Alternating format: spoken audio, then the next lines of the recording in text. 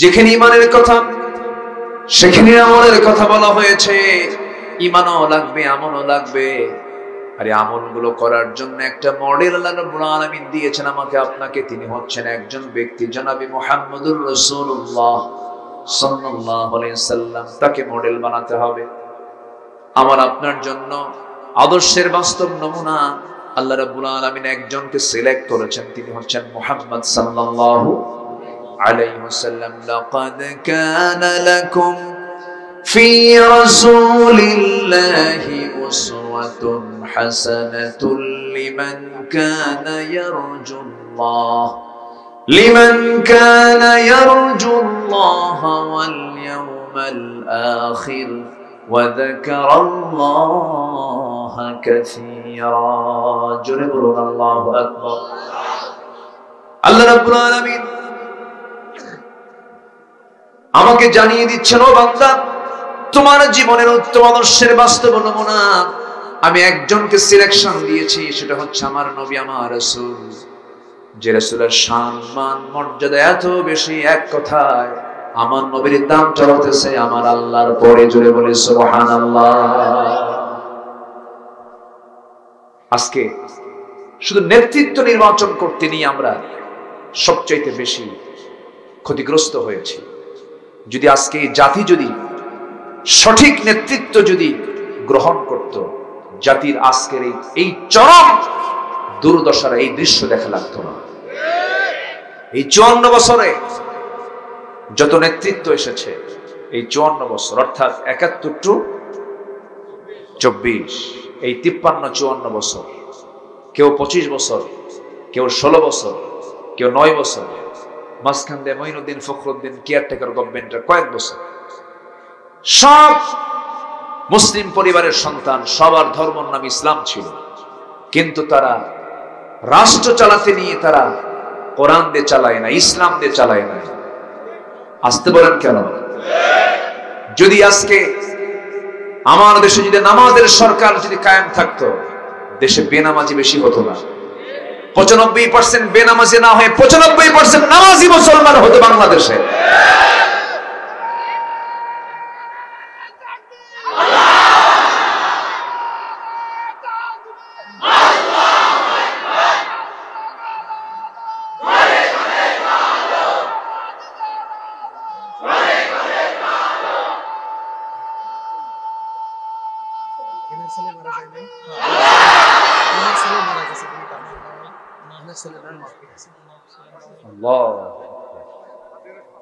বয়স কত হবে ওনার? বয়স কত হবে ওনার? তো স্লোগান দেখে মনে হচ্ছে তো 15 বছর। আল্লাহ, আহা, শহীদ আব্দুল মালিকের গর্বিত পিতা, আল্লাহ তুমি তার কবরটাকে জান্নাতের টুকরা বানায় দাও এবং তার আব্বাকে দীর্ঘ হায়াত দান করো। জোরে বলি আমিন। সম্মানিত ভাইয়েরা, সব দেখা শেষ করেছি, আমরা আর কিছু দেখতে চাই না। আমরা দেখতে চাই একটা নেতৃত্ব, সেটা হচ্ছে মুহাম্মদ সাল্লাল্লাহু আলাইহি ওয়াসাল্লাম। সব তো দেখলাম, সব দেখা শেষ আমাদের। শুধু ধোঁকাবাজিতে পড়েছি আমরা, প্রতারণায় পড়েছি আমরা। কি দেশপ্রেম, এমন দেশপ্রেম, দেশের টাকা সব পাচার করে নিয়ে চলে গেছে ওরা। 11 লক্ষ কোটি টাকা দেশ থেকে পাচার করে নিয়ে তারা চলে গেছে। সম্মানিত ভাইয়েরা, সম্মানিত বন্ধুগণ, শিক্ষার কি হাল দেখেন বলুন তো। এই দেশের সম্পদ কোন কৃষক কি দেশ থেকে পাচার করেছে? আসতে বলে পাচার করেছে? এই দেশের কোন সম্পদ কোন শ্রমিক কি পাচার করেছে? এই দেশের কোন সম্পদ প্রবাসী যারা রেমিটেন্স যোদ্ধা যারা, তারা কি পাচার করেছে? অথচ তারা কিন্তু অশিক্ষিত। কৃষক অশিক্ষিত, শ্রমিক অশিক্ষিত, প্রবাসী শ্রম দিয়ে দিয়ে দেশে টাকা আরো পাঠায়, তারও শিক্ষার আলো তেমন একটা পায় নাই। তাহলে এই দেশ থেকে টাকা পাচার করলো কারা? কি আমার কথা কি বুঝতেছেন? আপনার কথা কি বুঝতেছেন? কলমের খোঁচা দিয়া শিক্ষিত নামের কলঙ্ক, তারা এই দেশ থেকে টাকাগুলো পাচার করেছে। তাহলে আজকে দেশের শত্রু কিন্তু কৃষক নয়, শ্রমিক নয়, প্রবাসী নয়। দেশের শত্রু তারাই যারা শিক্ষা অর্জন করেছে কিন্তু নৈতিক শিক্ষা অর্জন না করে জাতির সঙ্গে প্রতারণা করেছে। দেশকে সাজাতে হবে নতুন ধাঁচে, নতুন ভাবে। কি দিয়া? আসতে বলবেন না, কি দিয়া? এই যে বাচ্চাটা বসে আছে, এই বাচ্চাকে আপনি যা শিখাবেন তাই শিখবে, ঠিক কিনা বলেন? গত বছরের শুরুতেও শিক্ষকদের ট্রেনিং করাইছে হলো হাঁসের ডাক কেমনে ডাকে, প্যাক প্যাক। জানেন না আপনারা? জানেন ব্যাং ব্যাং কেমনে হাঁটে, কেমনে লাফায়? মহিলা ম্যাডামদেরকে দিয়ে এটা শিখাইছে।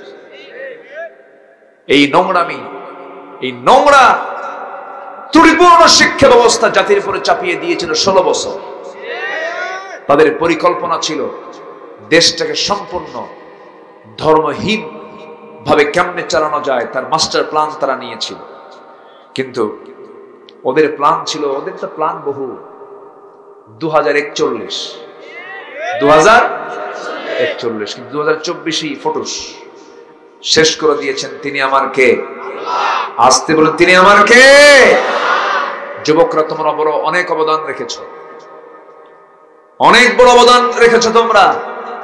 আমি তো ভাবছিলাম মাহতাব ভাই হয়ে পড়েছে ফ্রি ফায়ার, পাবজি, এরপরে মাদকাসক্ত ইয়াবা বাবা, অসৎ নেতৃত্বের কবলে পড়ে সব মনে হয় শেষ হয়ে গেছে। কিন্তু না, জাতে মাতাল তালে ঠিক জায়গা মতো হিট করেছে তারা। দুপুরে রান্না হলো কার জন্য, আর যায় খাইলো কার? টাইম বেঁধে দিয়েছে মাত্র 45 মিনিটস, গো আউট, ঠিক কিনা? যুবকরা, তোমরা তোমাদের এই ধারাকে অব্যাহত রাখার জন্য, টিকে রাখার জন্য সবচাইতে বড় অস্ত্র হলো তোমার উন্নত চরিত্র, হুসনে খুলক। উন্নত চরিত্র অর্জন করো, বিড়ি খাইও না। কি বিড়ি খাওয়া যাবে? নেশা কইরো না, বিয়ের আগে আকাম কুকাম করো না। এখন তো খুব নোংরামি পরিবেশ। এখন মোবাইল আছে না, খালি মেসেঞ্জার, ইমো, লাইন, ভাইবার, হোয়াটসঅ্যাপ, খালি ইনবক্সে হি মারে। কি মারে? হি মারে। এগুলো করা যাবে না, এগুলো বন্ধ করতে হবে। গার্লস স্কুলের সামনে যায় কিছু কিছু ছেলে আছে এতিমের মতো বসে থাকে, মনে বাপও নাই মাও নাই, আছে না নাই? এগুলো না করে তোমার চরিত্রকে সুন্দর করো, তোমার হাতে আসবে বাংলাদেশের নেতৃত্ব। জোরে বলি ইনশাআল্লাহ। আদর্শ মানবো কয়জনের? বলেন কয়জনের মানবো? কে সেটা বলে দিয়েছেন? আল্লাহ। আমার বন্ধুগণ, সেই নবীজির জীবন থেকে কিছু মুমিনদের জন্য কোন কিছু অনুকরণীয় আদর্শ নিয়ে কিছু কথা বলতে চাই। মোটামুটি 15টা আদর্শ নিয়ে আমি আজকে কথা বলবো শর্ট সময়। হয়তো আমি পরিপূর্ণ খোরাক আজকে দিতে পারবো না, তবে একটু শর্ট করে আইডিয়া করে বুঝাই দেব সবাইকে, যতটুকু পারা যায়। জোরে বলি ইনশাআল্লাহ। 15টা আদর্শ কয়টা বলেন? 15টা আদর্শ। নাম্বার 1 হলো আমরা নবীজির মতো সুন্দর দাওয়াতি কাজ করব। এখন আমাদের দাওয়াত কমান দরকার না বাড়ান দরকার? প্রতিকূল পরিবেশ না অনুকূল পরিবেশ? বলে এখন অনুকূল না, একটু অনুকূল আছে তো, আমার কাজগুলো বাড়ায় নেই, দাওয়াতি কাজ বাড়াতে হবে। فسبحان الذي لا يحصى امتنانه باللسان ولا بالقلم نشهد أن لا إله إلا الله وحده لا شريك له ونشهد أن سيدنا وحبيبنا ومولانا محمدا عبده ورسوله الذي أرسله بالحق بشيرا ونذيرا وداعيا إلى الله بإذنه وسراجا منيرا فقد قال الله تعالى في كلامه المجيد وفرقانه الحميد أعوذ بالله من الشيطان الرجيم بسم الله الرحمن الرحيم إن الله وملائكته يصلون على النبي يا أيها الذين آمنوا صلوا عليه وسلموا تسليما اللهم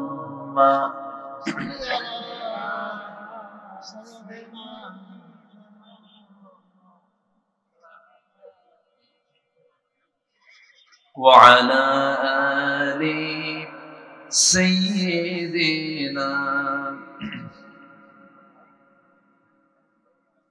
একটু মোহাম্মত দিয়ে নবীর প্রেমে মাতোয়ারা হয়ে জবান খুলে আওয়াজ দিয়ে সবাই বলুন আল্লাহুম্মা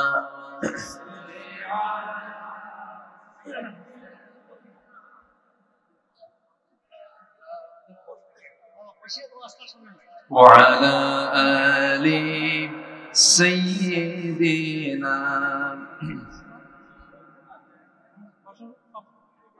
সবাই বলুন বালাগাল উলা বিকামালিহি কাশাফাত তুজা বিজামালিহি হাসনাত জামিউ খিসালিহি সাল্লু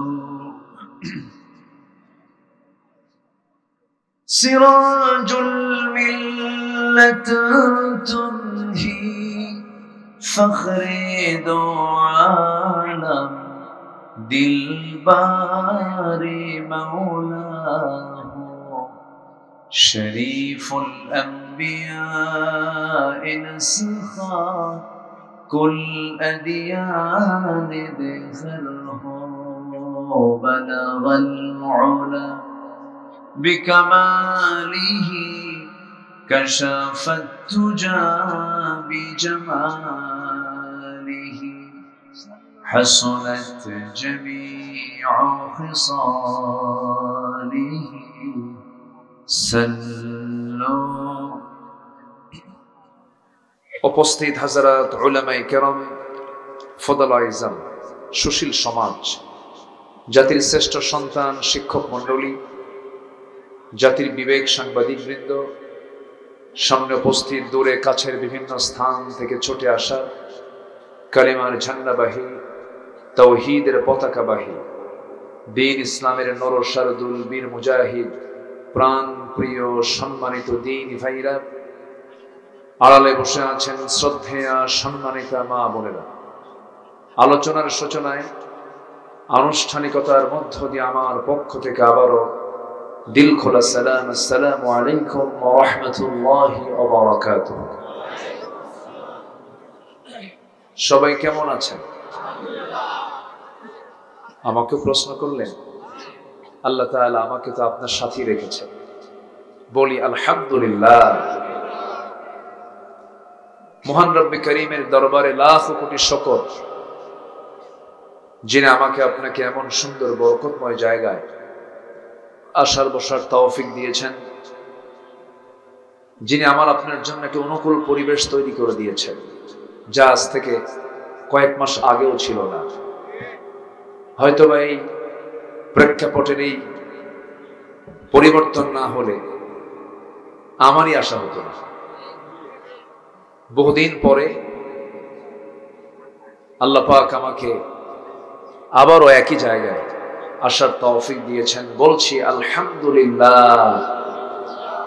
সবাই চিৎকার মেরে বলছে আল্লাহুম্মা লাকা আসলামতু ওয়া বিকা আমানতু ওয়া আলাইকা তাওয়াক্কালতু ওয়া ইলাইকা আনাবতু ওয়া বিকা খাসামতু।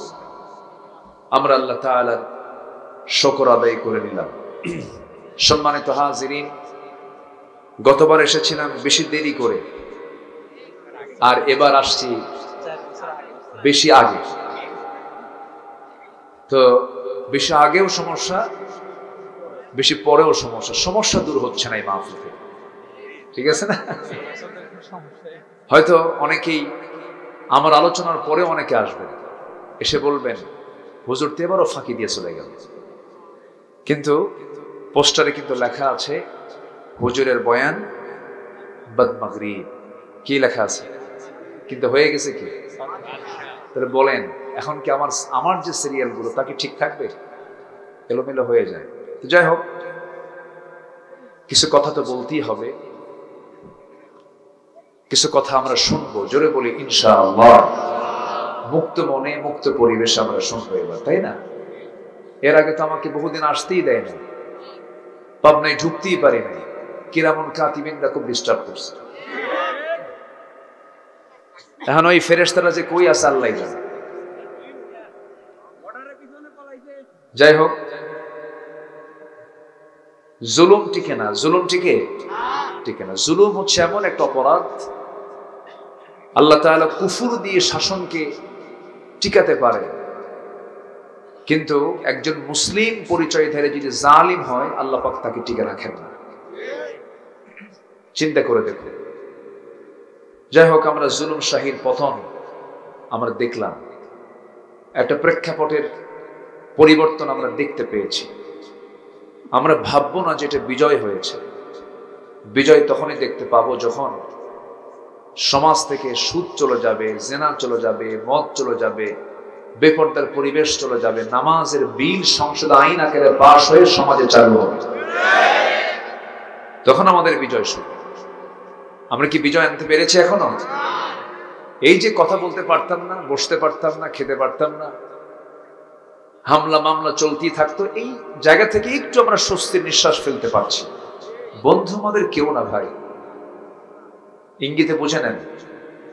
বন্ধু আমাদের কেউ না, আমাদের বন্ধু একজনই। তিনি কে? আসতে বলে তিনি আমাদের কে?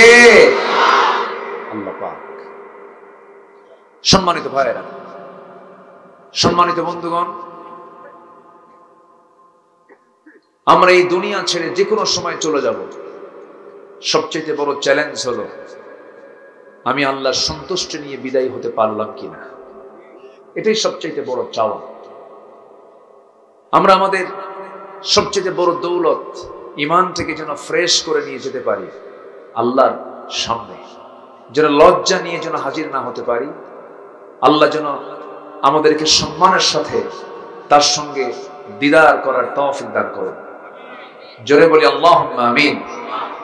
সবচেয়ে বড় বিপদের কারণ হবে আল্লাহ যদি আমাকে পাকড়াও করে ফেলে।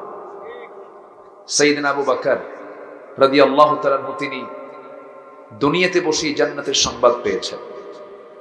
সেই সাহাবী একদিন দোকানদারি করছেন। কি করছেন? দোকানদারি, কাপড়ের দোকানদারি। কিসের দোকানদারি বলেন? কাপড়ের। তিনি কাপড়ের দোকানে বসে আছেন। এমন সময় একজন কাস্টমার এসে বলছেন, আমিরুল মুমিনিন, আজ থেকে 6 মাস আগে আপনার কাছ থেকে এই কাপড়টা নিয়ে গিয়েছিলাম, কাপড় আমার পছন্দ হয় না, কাপড়টা ফেরত নেন। কাপড় ফেরত দেওয়া হলো, তিনি ফেরত নিলেন। ওই কাপড়ের যে দাম তাকে ফেরত দিয়ে দিলেন। দেওয়ার সঙ্গে সঙ্গে তিনি হাওয়া করে কাঁদতেছেন। উপস্থিত সবাই বলছেন, আমিরুল মুমিনিন, সামান্য কাপড় ফেরতের কারণে আপনার চোখ বেয়ে বেয়ে টপ টপ করে পানি পড়ো কেন? আপনি কেন কাঁদতেছেন? তিনি বলছেন, আল্লাহি, আল্লাহর কসম করে বলি, কাপড় ফেরত দিয়ে গেছে এই জন্য আমি কাঁদি না। আমার কান্নার কারণ হলো এই কাপড় ক্রেতাটা আমার কাছ থেকে পছন্দ হয় নাই, কাপড়টা ফেরত দিয়ে টাকাটা ফেরত নিয়ে চলে গেছে। এখানে পর্ব শেষ হলো। কিন্তু আবু বকর যেদিন মারা যাবে, আল্লাহর সামনে যেদিন হাজির হবে, সেই দিন আল্লাহ রাব্বুল আলামিন যদি আমাকে আড়ালে ডাক দিয়ে বলেন, আবু বকর, এই যে তোমার নামাজ, এই যে তোমার রোজা, এই যে তোমার জিহাদ, এই যে তোমার দান সাদকা, একটা আমল আমার পছন্দ হয় না, এই আমলগুলো আবু বকর তুমি ফেরত নিয়ে যাও। সেই দিন আবু বকর আমার হাতে যদি ওই আমল নামাগুলো আল্লাহ আমার হাতে ফেরত দিয়ে দেন, সেই দিন আমি কার কাছে গিয়ে আশ্রয় চাবো? এই জন্য আমি কাঁদি। আল্লাহু আকবার বলবেন না? তাদের চিন্তাই ছিল একটা, সেটা হলো কার সাথে সাক্ষাৎ করা। কার সাথে? সেই দিন ইন্টারভিউ হবে, আসল ইন্টারভিউ। আল্লাহর সামনে হাজির হতে হবে। আল্লাহ বলছেন হাজির হবা, শর্ত আছে। সূরাতুল কাহাফ আল্লাহ রাব্বুল আলামিন বলেন, ফামান কানা ইয়ারজু লিকাআ রাব্বিহি ফালইআমাল আমালান সালিহান ওয়া লা ইউশরিক বিইবাদাতি রাব্বিহি আহাদা। জোরে বলুন আল্লাহু আকবার। তুমি যদি আমার সঙ্গে সাক্ষাৎ করতে চাও, শর্ত হলো শিরক মুক্ত জীবন গড়তে হবে, বিদআত মুক্ত জীবন গড়ে আমার সঙ্গে সাক্ষাৎ করো।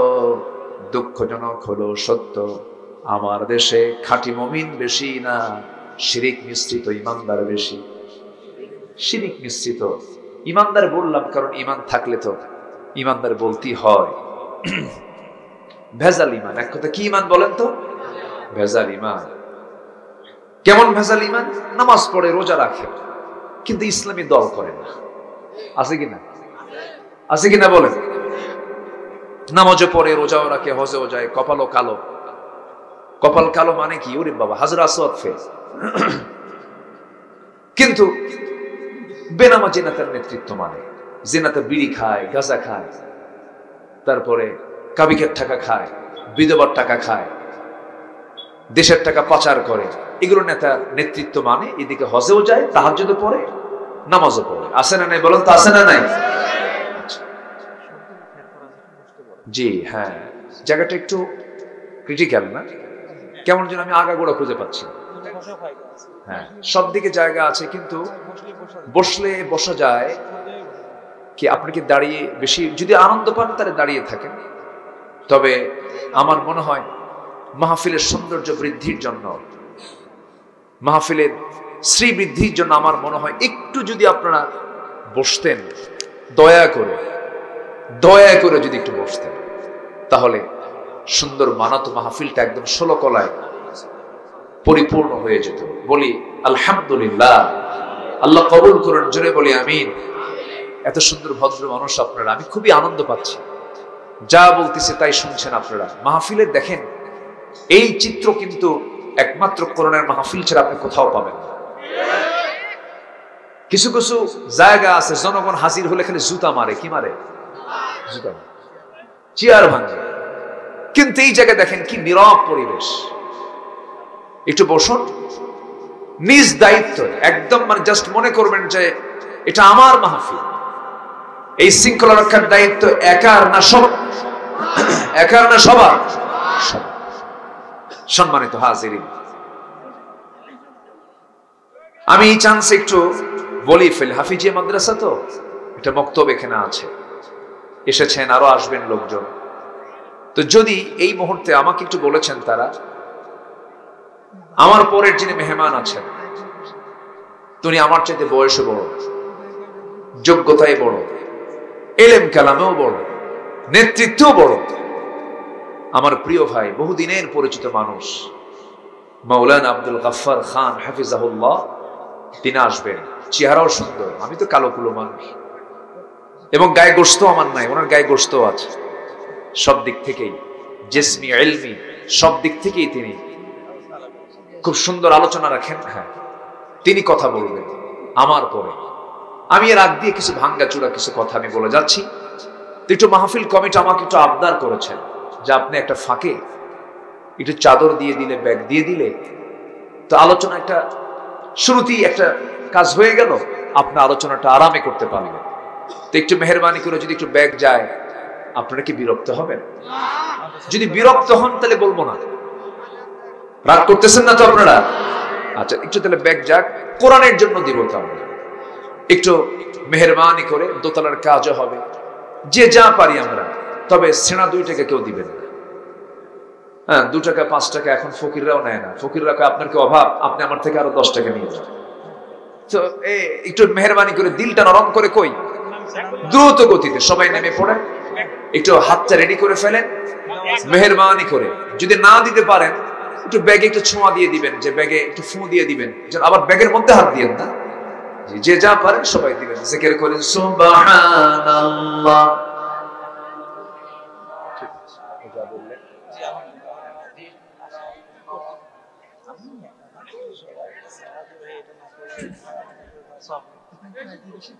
জি আমার ভাইয়েরা, আমার মা বোন আসছেন তো, আমার বিশ্বাস মা বোনরাও দানে পুরুষের চাইতে এগিয়ে যাবেন। তাদের তো বাজেট অনেক, তাদের অনেক প্রজেক্ট আছে, মুরগির ডিম, হাঁস, মুরগি, ছাগল, অনেক কিছুই থেকে যায়, এবং তাদের কোনো ক্ষয় নাই। তাদের বাজেটে সবসময় থেকেই থাকে। পুরুষের তো পকেট শূন্য হয়, মেয়েদের পকেট শূন্য হয় না।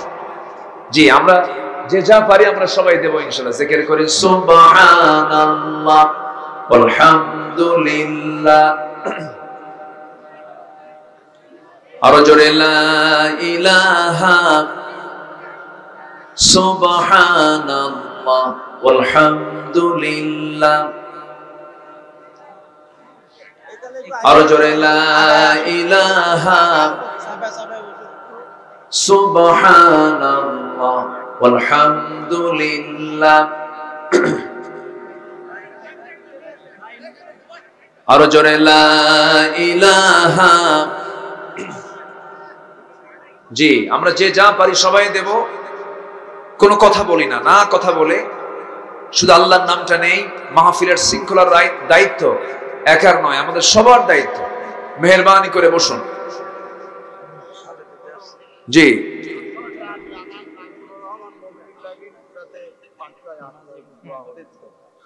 আচ্ছা ঠিক আছে, বসুন। হ্যাঁ ঠিক আছে, আলহামদুলিল্লাহ, আমি খুব খুশি হলাম। আল্লাহ তুমি তার নেক মাকসুদকে কবুল করো। জি সম্মানিত ভাইয়েরা, যা দিয়েছেন আবারও দিবেন, দিতে হবে না? আবারও দিবেন, জোরে বলি ইনশাআল্লাহ। সম্মানিত ভাইয়েরা, আসুন আমরা এখন সোজা আলোচনার দিকে যাই। সম্মানিত বন্ধুগণ, তাহলে আল্লাহর সঙ্গে যদি আমরা সাক্ষাৎ করতে চাই, লজ্জা নিয়ে সাক্ষাৎ করতে চাই না সম্মান নিয়ে? লজ্জা না সম্মান নিয়ে? আল্লাহর সামনে হাজির হতে হলে আমাকে সবার আগে দেখতে হবে আমার ঈমানটা ঠিক আছে কিনা। ঈমানটাকে চেক করার জন্য আমরা যে কিতাবকে সামনে রাখবো, সেই কিতাবের নাম কি? এটা হচ্ছে ঈমান চেকের মানদণ্ড। ঈমান চেকের মানদণ্ড এটাই বলে দেবে আমার ঈমানের হালতটা কি, আমার ঈমানটা কোন পর্যায়ে আছে। সম্মানিত ভাইরা, সম্মানিত বন্ধুগণ, আমাদের দেশে বহু লোকের নামই আছে ঈমান আলী, আছে না? নামাজ পড়ে না, নাম হলো রমজান আলী। রমজান মাসে দুপুরবেলা ভাত খায়, নাম কি রাখছে? রমজান। নাম হলো বাদশা মিয়া, কি নাম? ভিক্ষা কর। নাম হলো লাল মিয়া, কিন্তু এদিকে কালো মানুষ, কি নাম রাখছে? আছে কিনা? এরকম আছে কিনা? আছে। নাম হলো আতর আলী, পকেটে গাজার গন্ধ। হিম্মত আলী নাম, সাইকেলের চাকা বাস চলে সিট হয়ে পড়ে। তো নাম দিয়ে তো কাজ হবে না, লাগবে হচ্ছে তার আমল। কি থাকবে? কি লাগবে বলেন? আমল। তার কাম লাগবে। আল্লাহ কামে বিশ্বাসী। ঈমান আছে, আমল নেই, মূল্যহীন। আমল আছে, ঈমান নেই, তাও মূল্যহীন। আল্লাহ রাব্বুল আলামিন বলেন, ইন্নাল্লাযীনা আমানু ওয়া আমিলুস সালিহাতি কানাত লাহুম জান্নাতুল ফিরদাউসি নুজুলা। জোরে বলুন আল্লাহু আকবার। আরেক জায়গায় বলছেন, ইন্নাল ইনসানা লাফি খুসরিন ইল্লাল্লাযীনা আমানু ওয়া আমিলুস সালিহাত। জোরে বলুন আল্লাহু আকবার।